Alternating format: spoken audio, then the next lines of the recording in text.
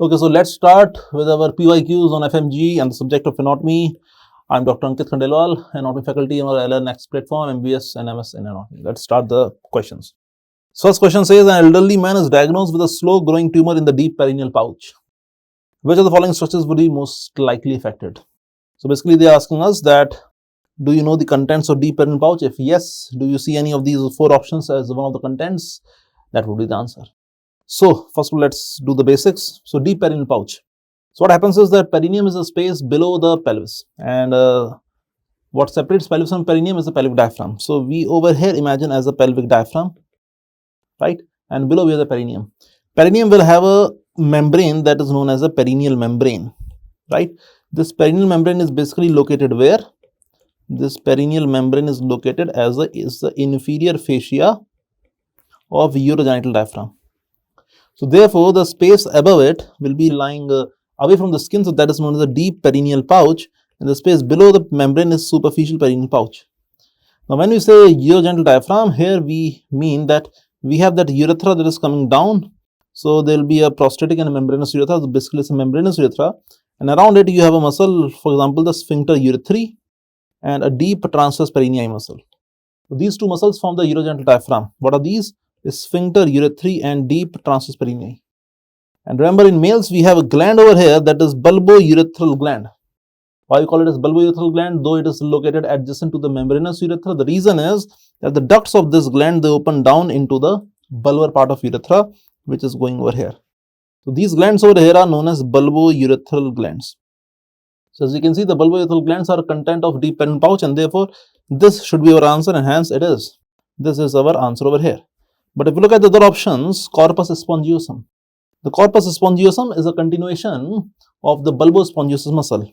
So what we said over here, that this region is the bulb of the penis. Right here we have the muscle known as bulbospongiosus. This actually continues forward as a corpora spongiosum. So corpora spongiosum is the content of superficial perineal pouch.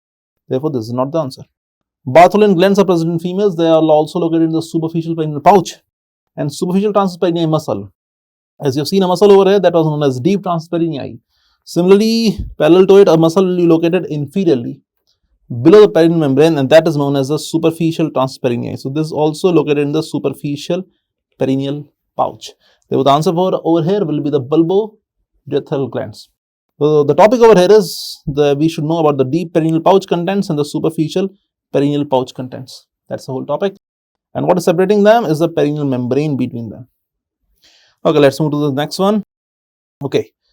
An intern decides to insert a central venous catheter through a femoral vein in a burns victim to administer the IV fluid.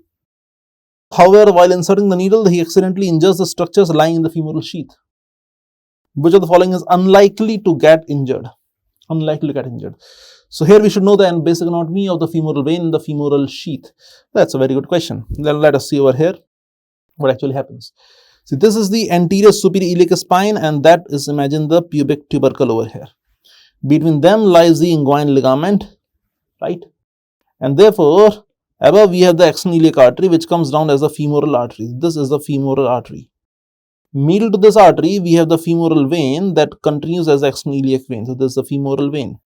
And medial to it, we have an empty space that is known as a femoral canal over here. Femoral canal, which might have a small lymph node, that is deep inguinal lymph node, and this deep inguinal lymph node is also known as lymph node of Cloquet or Rosenmuller. Lymph node of Cloquet, also known as lymph node of Rosenmuller. Now what is lying lateral to the femoral artery will be this nerve over here, that is a femoral nerve, and that divides into different branches. Other thing which you have to keep in mind is that femoral artery, femoral vein and this femoral canal, they lie in a sheath which is approximately 4 to 5 centimeters into the lower limb, into the thigh region. That is known as the femoral sheath. Femoral sheath itself has two layers, anterior and posterior layers.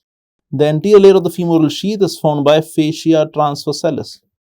The posterior layer is formed by the fascia iliaca. Therefore, the mnemonic also is very famous over here, that is known as navel. Go from lateral to medial, we have femoral nerve, femoral artery, femoral vein, an empty space for E having a lymph node, that is L, navel. So here you can see the structures lying in the femoral sheath are artery, laterally, vein, middle, and femoral canal lying on the medial aspect. Nerve lies outside. So we come back to the question they're asking us that injures the structures lying in the femoral sheath, which is unlikely. So what is the structure which is not in the femoral sheath? Femoral artery is in the femoral sheath. Femoral vein is in the femoral sheath. Lymph node of Cloquet is in the canal. So answer over here is femoral nerve, that is lateral and outside to the femoral sheath. Hence, this is the answer over here. Topic was femoral sheath anatomy. Next on to the next question over here. 58-year-old lady undergoing cholecystectomy, that is removal of the gallbladder. During the procedure, the resident accidentally advanced the scissors along the superior border of the epiploic foramen, causing injury. Which structure is likely to be injured? So basically what they're asking the question is that do you know the boundaries of epiploic foramen? Do you know where exactly it is located? Let us look at the epiploic foramen. So this over here is the lower end of esophagus. That is the lesser curvature of stomach. There is a greater curvature, and the duodenum starts and then it goes down like this. If you retract the liver appears somewhat like this, though it is actually covering the stomach. But if you retract it, it goes like this. Then what you have this lesser omentum connecting the lesser curvature of stomach and the first part of duodenum to the liver. This is the lesser omentum. This structure over here, the double layered fold of peritoneum, this is the lesser omentum, a derivative of the ventral mesogastrium. To the right margin of the lesser omentum over here, inside you have the portal tride. So here you have the portal tride structures lying inside the right margin or right free margin of the lesser omentum. Now, where is the epiploic foramen? Epiploic foramen is right over here, just posterior to the right margin of lesser omentum. So this is the site for the epiploic foramen, and it is connecting the greater sac that is lying outside to the cavity which lies behind the lesser omentum in the stomach, that is the lesser sac. So lesser sac lies behind. So epiploic foramen basically is connecting the greater sac from the lesser sac. Now, if you know the basic anatomy of epiploic foramen, let us look at the boundaries of the epiploic foramen, or also known as the foramen of Winslow. What is lying anterior to the epiploic foramen is the portal tride structures. What is in the portal tride? Portal vein, hepatic artery, bile duct, anteriorly. What is lying superiorly is basically part of liver. Normally, we have the caudate process of the liver over here at the part superior. What is lying below inferiorly, you can see that is the first part of duodenum, D1. And what is lying posteriorly? Posteriorly are the retroperitoneal structures. Basically, we have the inferior vena cava and at the vertebral level of T12. These are the all boundaries. This is the topic from where the question came. They're asking us that he advances along the superior border, which will be injured. So superiorly, what lies was a caudate process of liver. That should be one of the options, and therefore it is over here, caudate lobe, and that will be our clear-cut answer. So basically, the point over here is if you know the topic, you know the question, you know the answers. Let's move on to the next one. The great cerebral vein of Galen drains into which of the following dural venous sinuses? Topic was what? Topic is the dural venous sinuses or the venous drainage of the brain.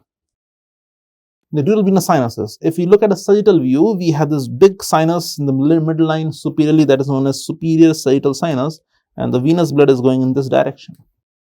Parallel to it and below it, you have a smaller one known as the inferior sagittal sinus. Again, the direction of blood is this. Then what you have? You have these small veins which will form the internal cerebral vein. So there are a couple of internal cerebral veins which are lying on the medial aspect of the brain. These two cerebral veins, they combine and they form what is known as the Galen vein over here, which is asked in the question. So blood in the Galen and the internal cerebral vein is going in this direction. So Galen vein actually combines with the inferior sagittal sinus and they form this sinus which reaches the confluence of sinuses. We have to look out what is this, and that will be our answer, because they're asking the Galen drains into which dural venous sinus. This sinus over here is again a midline sinus, that is a straight sinus. So if you know the topic, we should be looking for this particular option. Is that present? That should be present, and this is straight sinus over here. That is the answer. See, again, you know the topic, you know the answer. Straight sinus, a midline sinus, which is going into the confluence of sinuses. And normally this straight venous sinus, when it reaches in the confluence, it normally turns to the left side. Continuation is known as the left transverse sinus, which will go down as a left sigmoid sinus, and that will come down as the internal jugular vein, left internal jugular vein. Right? Answer over here for this question is going to be our straight sinus. If you look at the other options, inferior petrosus sinus is the one that is connecting from, it is going from cavernous sinus to the internal jugular vein. Sigmoid sinus, as I told, is a continuation of the transverse sinus. Occipital sinus is a very small sinus, if I may show you this black line which is below. Again, it is a midline sinus, but that is lying in the fox cerebelli. This is the occipital sinus. Okay, so here other options we can also see, but the answer over here is option number B over here. Let's move to the next one. Identify the nerve passing through the foramen marked by the red arrow in the given image. So let us look at the image over here. You have to identify which nerve is passing through this foramen. They are not asking what is the name of this foramen. They are asking you what's the nerve of this foramen. So you should know two things. First, or three things particularly, that you should identify the bone over here, you should identify the foramen over here, then you should identify the content of this foramen. These are three questions that are asked in one question. So the bone over here is a butterfly shaped bone, that is a sphenoid bone, it is an unpaired bone, it is only one, single. And the foramen over here is shown as the foramen rotundum over here. Foramen rotundum. You can see these are the lesser wing of sphenoids, these are the greater wing of sphenoid, this area is the body of sphenoid, and these are you are seeing at the sphenoidal air sinuses. So what we are looking at is the anterior view of the sphenoid. So basically our front concept should be clear that we are having an anterior view of the sphenoid bone. These are the pterygoid plates which are looking down. Now over here, this area, if you proceed anteriorly, that is the area for the pterygopalatine fossa. Lateral, this foramen, as we said, it is foramen rotundum. This is the Vidian's canal. Vidian canal where the Vidian nerve passes, right? So this foramen is foramen rotundum, and we should know the content of foramen rotundum, that is always and always maxillary nerve, that is V2 nerve. Therefore, this should be the answer. Let us search for it. Do we have an maxillary nerve? Yes, we have it. Therefore, this is our best answer over here. Mandibular nerve, on the other hand, passes through foramen ovale, that is seen on the base of skull. There is also foramen lying where in the sphenoid bone that opens down. Optic nerve passes through the optic canal. It passes through the optic canal that goes inside the orbit. Lacrimal nerve. Lacrimal nerve is a branch of V1 that also passes through the superior orbital fissure inside the orbit. So therefore, the answer over here is maxillary nerve, V2 nerve. Right, let's see the next one. A newborn had hyperplasia of the mandibles and zygomatic bones. So hyperplasia of small mandibles, small zygomatic bone, malformed external ears, and slanted or palpebral fissures over here. Abnormality in the development of which of the following pharyngeal arches will most likely lead to given condition? This question is asking us that do you have a basic idea what do pharyngeal arches form? Where are the mandibles and the ear and the zygomatic part, where from which arch are they coming? So we go to the topic that we have discussed. The first arch is known as the mandibular arch. The first arch, its name is mandibular arch. Its name is mandibular arch. Second arch is hyoid arch, and the third, fourth, and sixth, these are from the laryngeal cartilages. So you have to look for the mandibular, the first arch as an option, and here it is. Therefore, this is a clear-cut answer over here. Mandibular arch or the first pharyngeal arch. The defect over here, they are given different names of syndromes, and this leads to all these conditions. Okay. Let's move to the second one. So basically, in this question, basically they are asking us the topic of pharyngeal arches. Okay. Now, dermatom question, very important topic. The dermatomes of the area marked in the given below image. So let us look at this area. This looks like a lower limb, obviously, with the anterior and the posterior view. Which part of the lower limb? You are looking at the leg and basically the medial or anterior-medial aspect of the leg. What is the dermatome of the lower limb? Lower limb dermatome will basically start from the lumbosacral plexus, right? So we have L1, L2, L3 over here and L4, L5 in the anterior part. This region, do remember, if you look at anteriorly, the point which you can remember is if you look at this great toe, that is the region of L5, and the small toe is the region of S1. Just before L5, this region will be over L4 region. Dermatome over here should be L4. So we have to look for as one of the options. I hope we can see the L4 over here, and hence L4 over here is the answer. Right? L4 is the dermatome at this middle part of the leg, anterior middle part of the leg, and this is perhaps the answer over here. Dermatome topic is very important. Questions do come from the upper limb as well as the lower limb. Let's see the next one.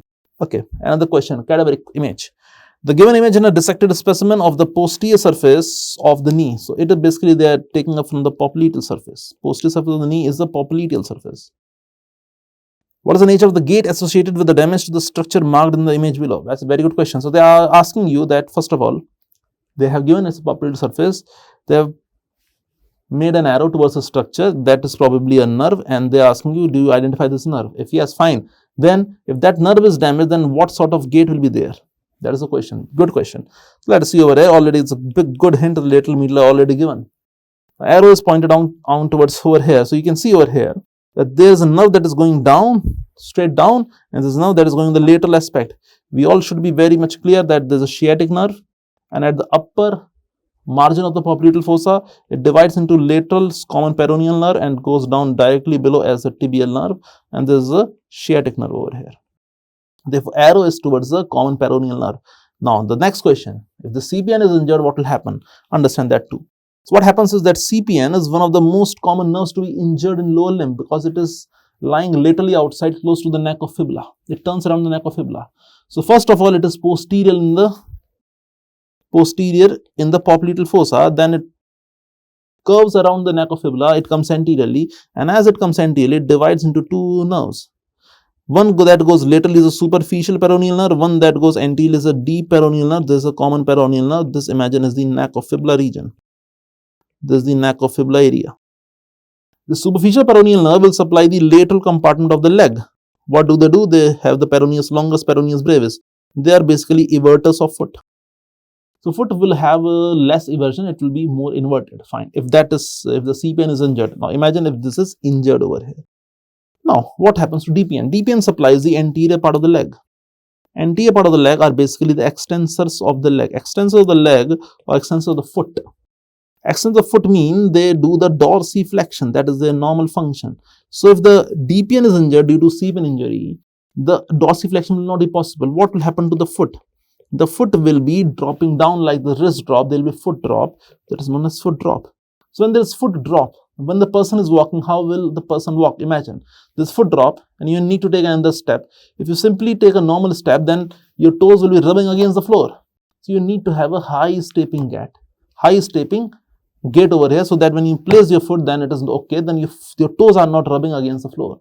So, basically the gait which is seen in foot drop patients is a high stepping gait. Gait is normally high stepping gait. That should be the answer if that is an option. Yeah, very good. It's the first option over here. Hence the answer. Waddling gait is seen when there is problem in the abductors of the thigh.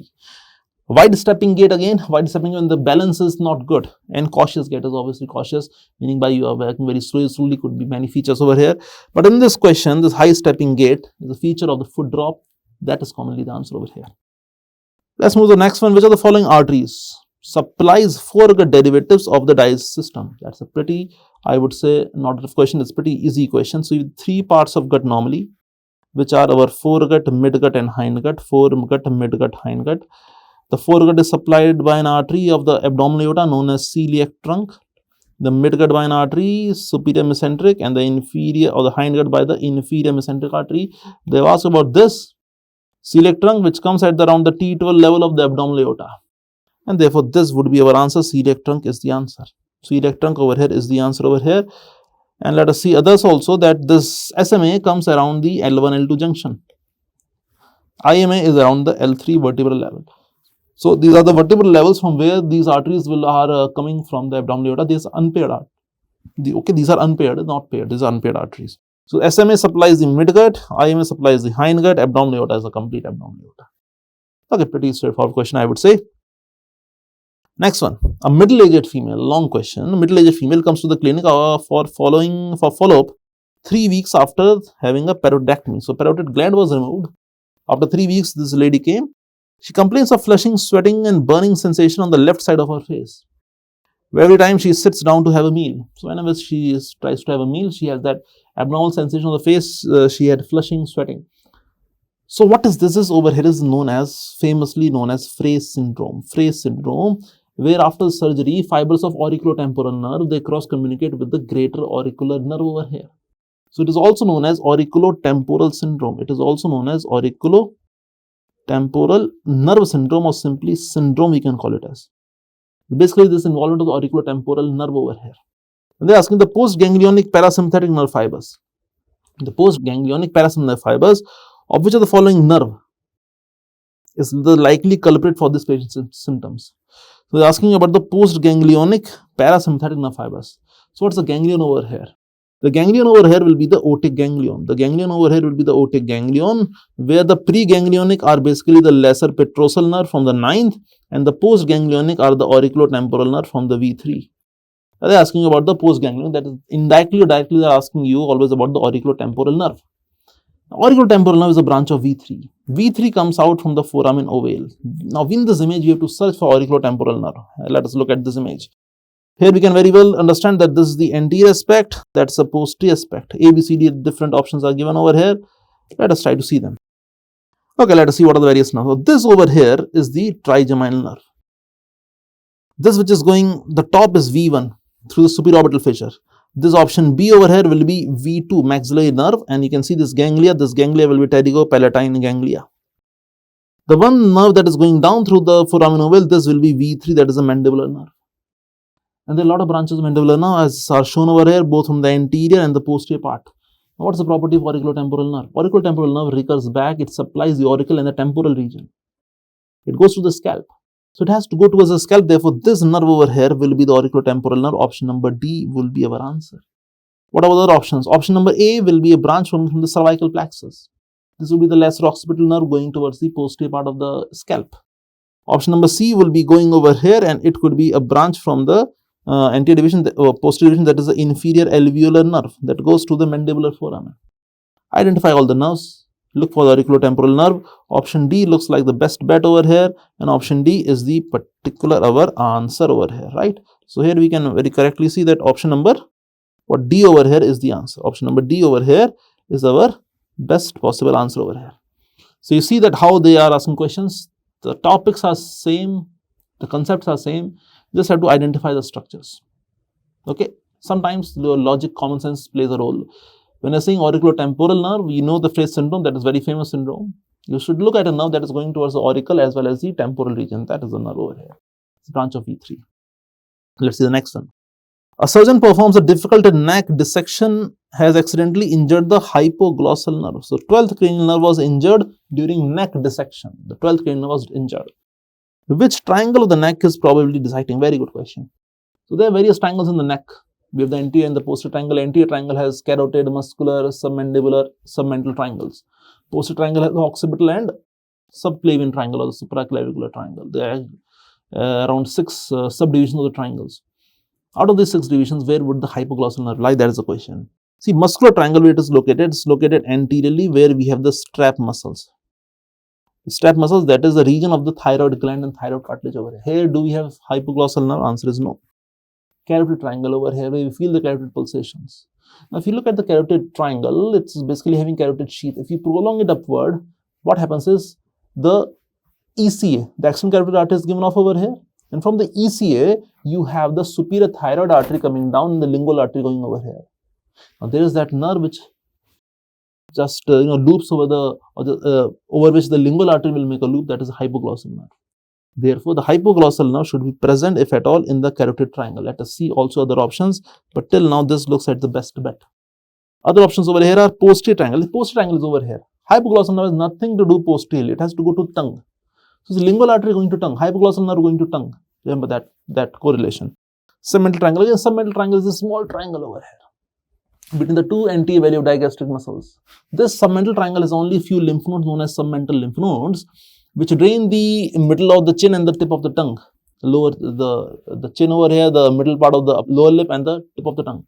That is what is drained by the submental lymph nodes, and that is what is present in the submental triangle, not the hypoglossal nerve. Therefore, answer over here is our carotid triangle, in the upper part of the carotid triangle. Right? We have hypoglossal nerve right at the upper part of carotid triangle.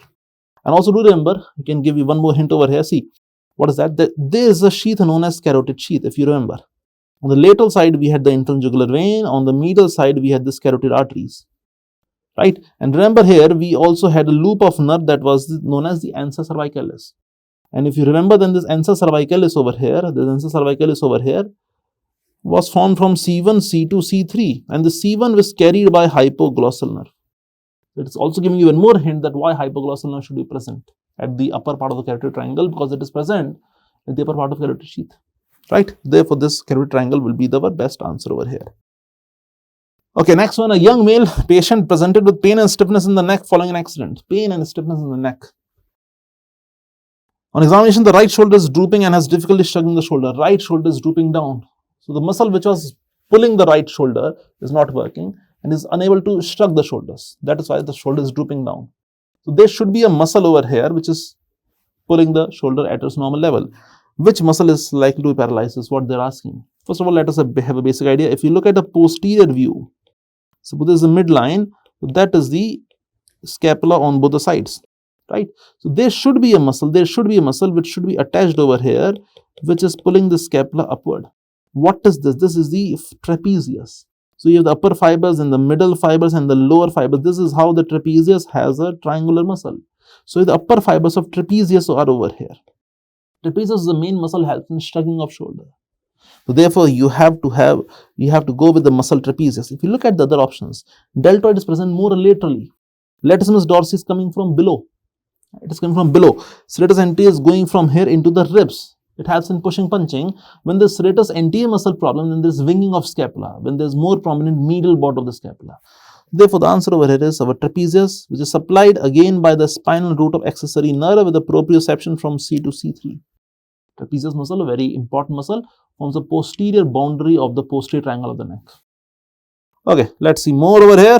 The middle radial ulnar joint, question from general anatomy, where I always say the joint is a topic which you can't afford to miss in general anatomy. At least if you have less time, this is a topic which you should do. Radial ulnar joint. Middle radial ulnar joint is nothing but what we call it as the interosseous membrane. This is the middle radial ulnar joint. Interosseous membrane, they come in the fibrous variety where you have the syndesmosis. And if you look for this, so see, if you have a knowledge, you will be searching for the answer. If you have partial knowledge, you will be starting to rule out. And if you have literally no knowledge, then it will be literal any option. So have some basic knowledge that we do in our sessions and then look for the answers. Answers should be hiding from you. Okay, he has come in, his eyes are focusing on the answer. So yeah, over here syndesmosis. Let's look at the other options. Plain synovial joints are simple joints which are gliding movements like intercarpal, intertarsal or acromioclavicular joints. Synchondrosis is a primary cartilaginous joint between epiphysis and diaphysis, which is normally the epiphyseal growth plate over here that is made up of cartilage. So that's a temporary joint because when the bones will fuse, when the hands will fuse, then this joint, this cartilage disappears and converts into bone. Synchondrosis is a temporary joint.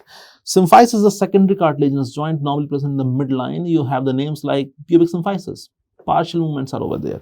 But over here, the question asks about syndesmosis, middle radial ulnar joint, interosseous membrane. That is the answer over here.